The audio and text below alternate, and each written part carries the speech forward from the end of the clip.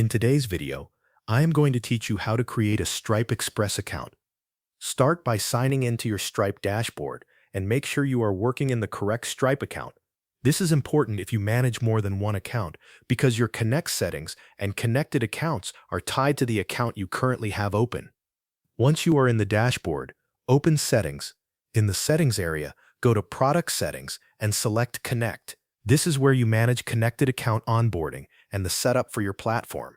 Next, open the onboarding settings for connected accounts. In this section, choose the country where your connected accounts will be based.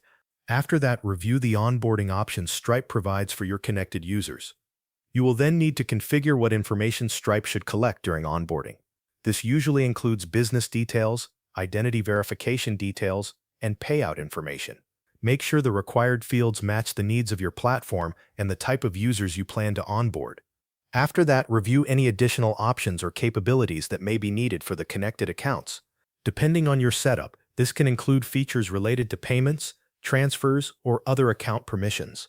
Once everything looks correct, review the full onboarding configuration and click Save to apply your changes. Now go back to the Connect section of your Stripe dashboard and open Accounts. This is where you can manage and create connected accounts for your platform. Begin the process of creating or onboarding a new connected account. When Stripe gives you the option to choose an account type, select Express. This tells Stripe that you want to use an Express connected account, which provides a Stripe-hosted onboarding experience for the user while still allowing your platform to manage the overall relationship. Next, generate the Stripe-hosted onboarding flow for that Express account. Once the onboarding link is created, send it to the connected user so they can complete their setup directly with Stripe. This includes their identity information, business details, and payout information. Stripe will guide them through each required section. After the user completes onboarding, return to Connect and open Accounts again.